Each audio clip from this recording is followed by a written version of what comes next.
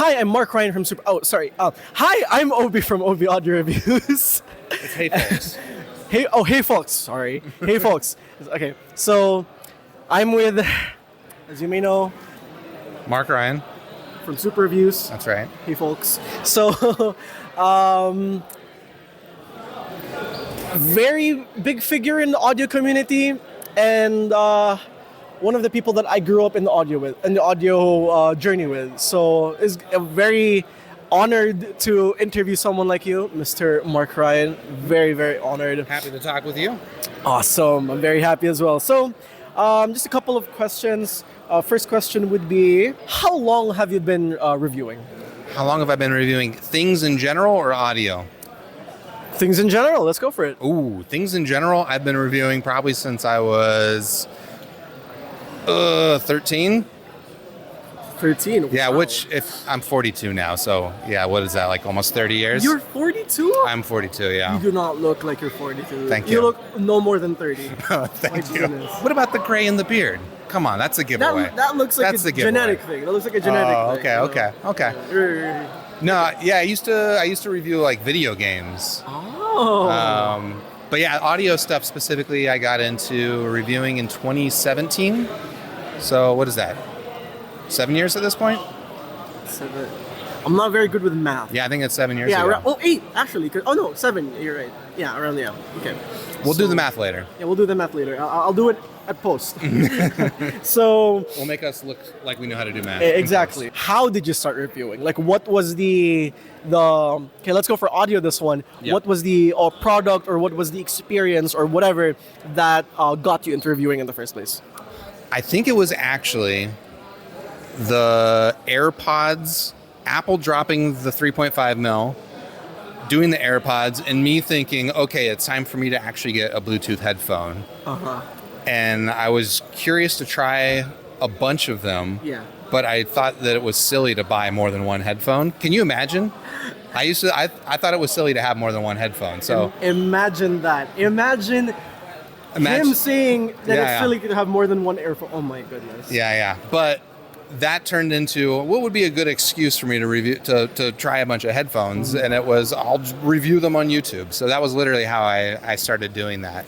And yeah, I guess I don't do Bluetooth stuff anymore, so I guess I solved it. But Good riddance. The Bluetooth sucks. I mean, no offense, but like, I'm not a fan of Bluetooth. But like, I mean, at that point, like, it makes sense how we kind of started off just asking ourselves, like, how good is this thing, and what can I say about it, and that ends up becoming our whole reviewing thing. So well, there's just so many options out there, and I don't know what it's like in the Philippines, but in the U.S., like I can't just go to a store and listen to all the things that I see on Amazon. Yeah. And I guess some people just buy things on Amazon and return them, but I don't like doing that. So there's like a restocking fee as well, right, or something, or some people abuse it, man. I was at the post office the other day, and literally a line out the door of people with just packages that they were returning to Amazon. I was like, what the heck?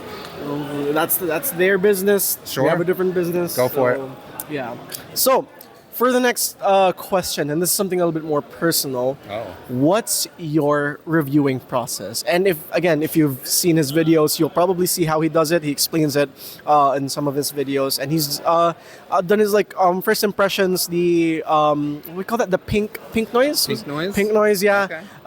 But for our viewers here, explain your reviewing process.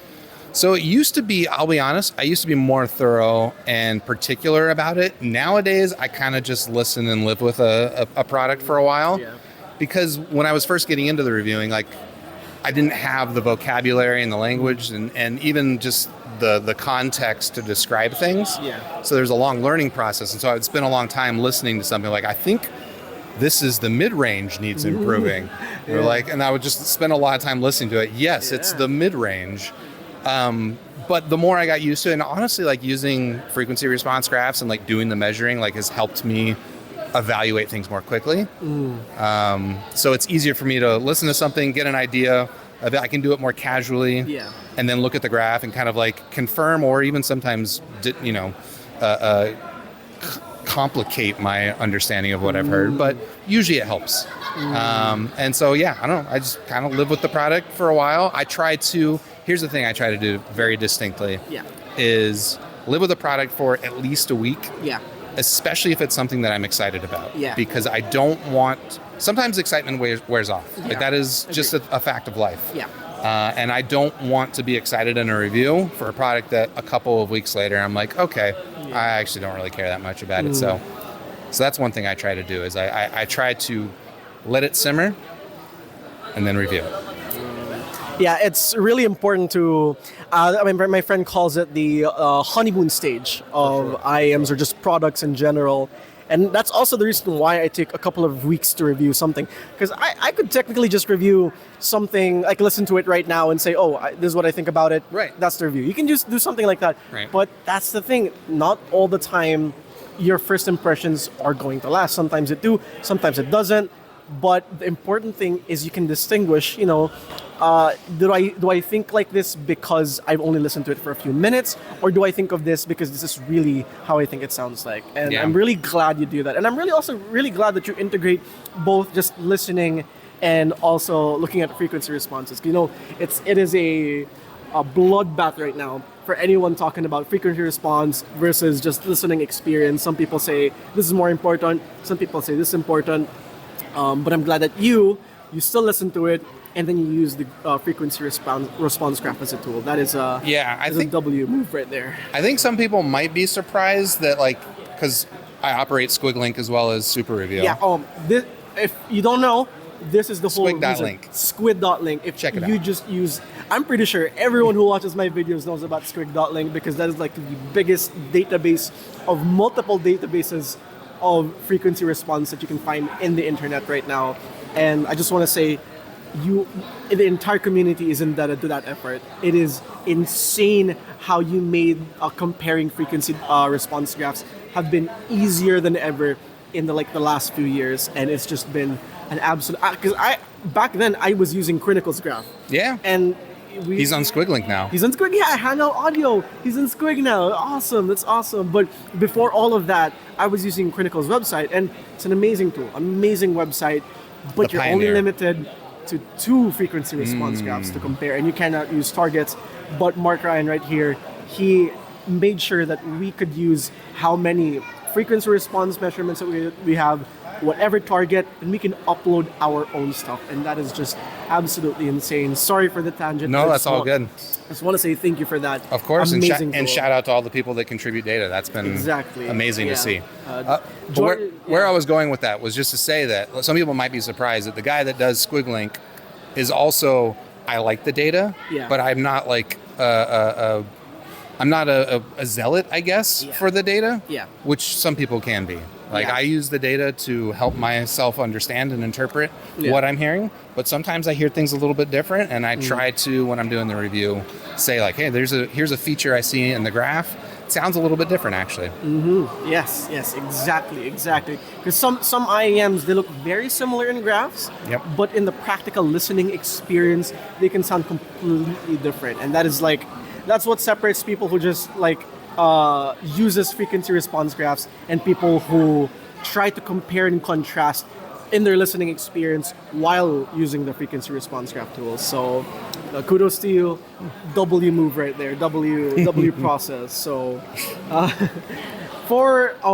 what's next? Next question. This is going to be a little controversial, but what is the worst product you've ever reviewed? The worst product I've ever reviewed. Yes. 3 products come to mind. Do I have to pick one, or can I say all 3? Can I call out 3?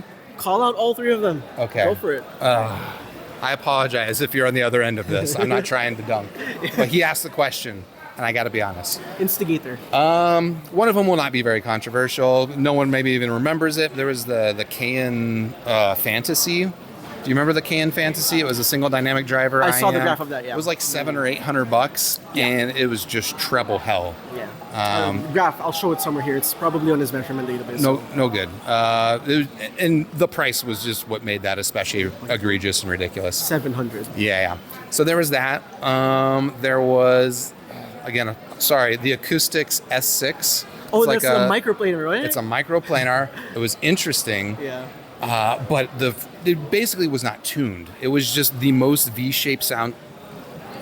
It was like a cartoon version of a V-shaped sound signature. I remember when you shared the frequency response of the S6, and it was like, is this supposed to be an IEM? Because that looks like a slide. That looks like a slope. That's crazy. But anyways. That was not good. And then most recently, again, this is another one I feel bad about. Yeah. But the new Grell, the Grell 081 is just like when I was reviewing it, and I do a 5-star rating. Yeah. I got to decide, am I going to give this a 2-star rating or a 1-star?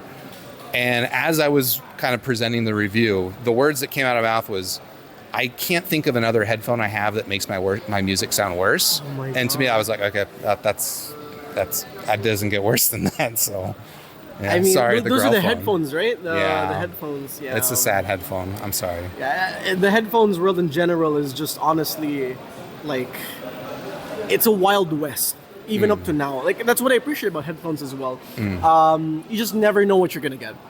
There's no fixed like standard, even though Harman exists, but there's no fixed tuning that companies would use for headphones, and that makes it interesting. But also in the case of you with those headphones making music worse, yeah, that is not a very nice experience. Yeah, and unfortunately, that was one that was designed by the guy who made my favorite headphone, HC600. So shout out to Axel Grell, but also apologies to Axel Grell. Oh, he made the same headphones. Yeah, HE. the 600 and the 800. Oh my god. And then sadly that headphone.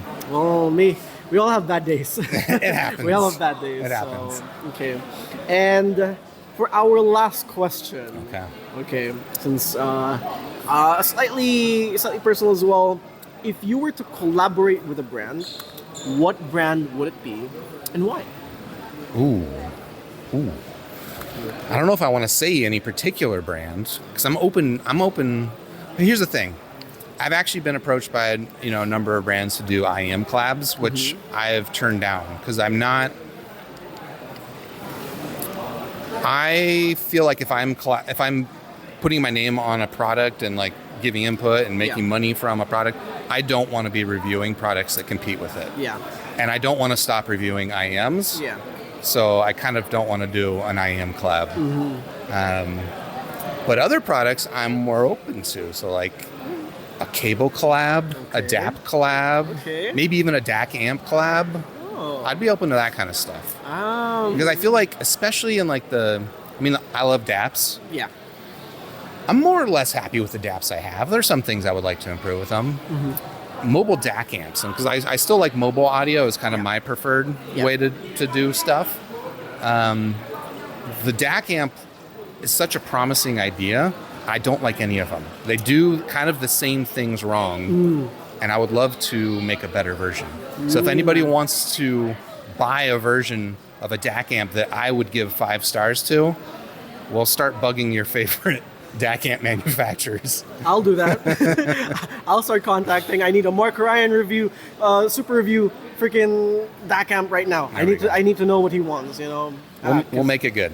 Yeah. Something I would use. Yeah. So thank you. Oh, and I guess like one last question: what is the best product you've tried so far in SIAS? I think it's probably down to 2 products I actually heard today. One is the Soft Ears Enigma. I was actually pretty impressed with that.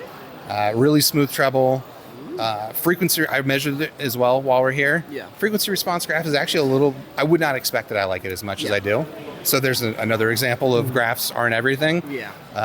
I would look at that graph and be like, meh. But listening to it, I was like, oh, that's pretty, a little pricey. A little pricey. It's like $3,600. Yeah, I mean, is it a single dynamic or is it a hybrid? It's a tribrid. So I think it's like 2 DDs, 6 BAs, 4 ESTs. It's got everything in there. I need to try that. I haven't tried that yet. It's good. So and then I also checked out, because the headphones.com guys were talking about the Moondrop Cosmo recently. Oh, really? And they were talking about it in a way that I was like, oh. That sounds interesting. Okay. It's a very mid-range forward sound. So I just maybe an hour ago went over and listened to it at the Moondrop booth. Okay. I like it a lot. It's going to be a particular flavor that not everybody will like. Yeah. But if you like vocal forward content, if you like cigarettes after sex in particular, Yeah. I was pretty damn good. Okay, well, now we've got, I was gonna say everything we need to know about Mr. Mark Ryan from Super Reviews, but that has been an amazing interview with you. Again, honor to interview someone like you, and I appreciate what you've done for the community, not only with the reviews, but also the tools that you've provided to every single one of us, and we are indebted to your efforts. So, thank you once again. Of course, It's been thank you. great. And that's my interview with MRS. See you.